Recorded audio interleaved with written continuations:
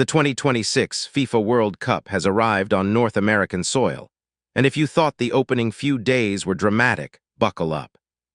Because what we just witnessed in this group stage clash between Scotland and Morocco might just go down as one of the biggest tactical shocks of the tournament so far. Scotland, defying the odds, defying gravity, defying every single pre-tournament prediction that had them finishing bottom of the group.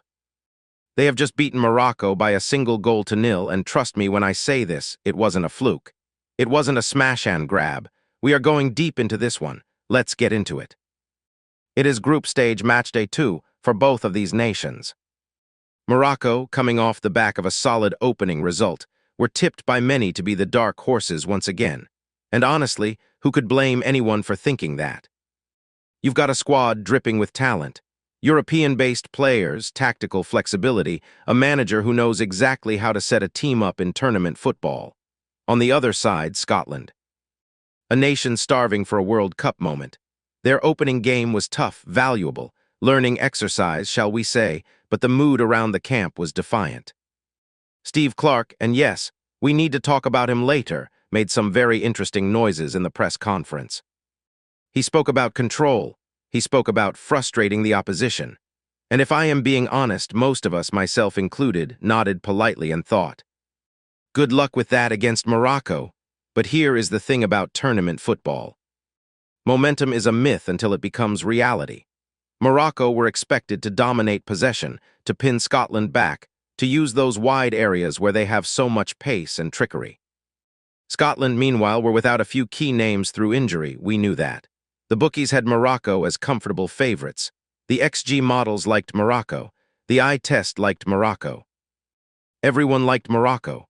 Except, as it turns out, the 11 Scottish players who stepped onto that pitch and the man in the dugout pulling the strings.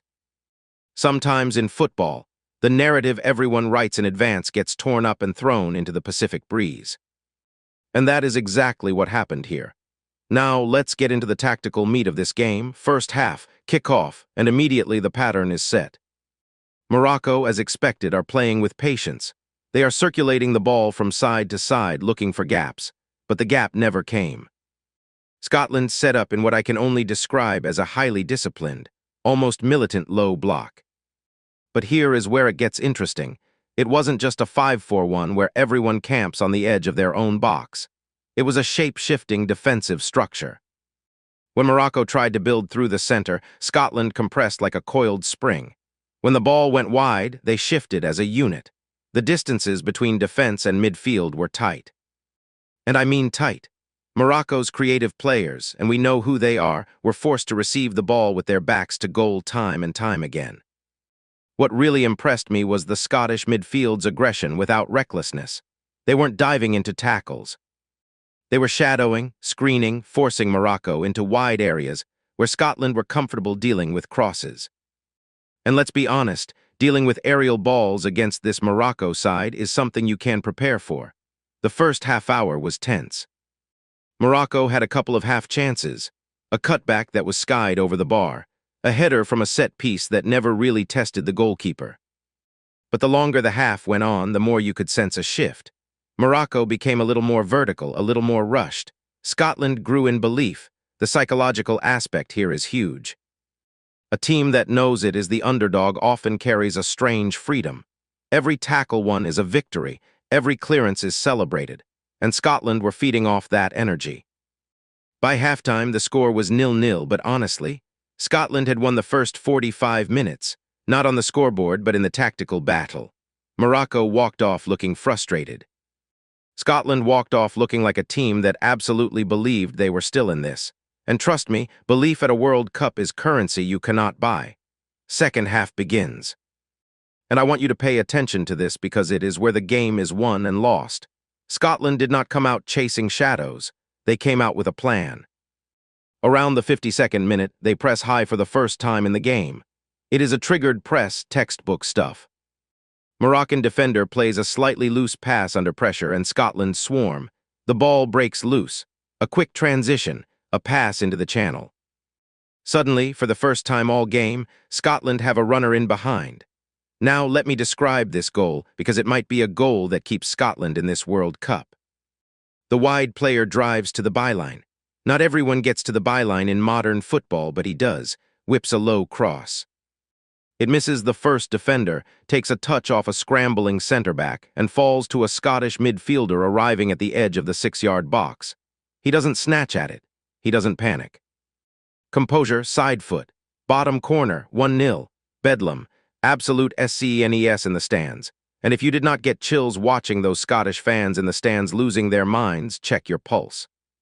But the game is far from over. In fact, in many ways, the hardest part is just beginning, because now Morocco have to chase, and they threw everything at Scotland. We are talking sustained pressure for the final half hour. Substitutions designed to unlock a low block. Pace on the wings, creativity through the middle. Scotland to a man put their bodies on the line, blocked shots, last-ditch tackles, a couple of headed clearances that had me out of my seat. The goalkeeper I have to mention here, he had one of those games. You know the type. The game where every shot seems to find his gloves, commanding his box. Organizing that back line like a general on a battlefield. There was a moment, around the 81st minute, where Morocco had what felt like a certain equalizer. Across from the left, a free header from 8 yards out. And somehow it is cleared off the line by a Scottish centre-back who had no right to get back there. That is not tactics. That is heart, that is desperation. That is everything tournament football should be. The final whistle blows. Scotland have done it. 1-0, history made. And the group stage table is suddenly wide open. Let's break down why this happened, because it is too easy to just say Scotland got lucky. Tactically, Steve Clarke got this absolutely spot on. He identified Morocco's build-up patterns and suffocated them. He knew his team did not have the technical quality to go toe-to-toe in midfield for 90 minutes. So he removed the midfield battle entirely by defending zonally and breaking rhythm. Morocco completed passes, yes, but they were passes that went nowhere. Lateral, safe, predictable. Scotland gambled that Morocco would not have the patience to break them down, and that gamble paid off. Individually, the Scottish back three or back five, whichever way you want to slice it, were magnificent. The two wing-backs must have covered more ground than anyone else in the tournament that day. They defended as full-backs and attacked as wingers when the rare opportunity came. The central midfielders were selfless. They will not grab headlines on stat sheets, but their positional discipline was the platform everything else was built on. And the goal scorer. A man who chose the biggest stage to deliver his most important moment. That is what World Cups do. They create memories that last forever.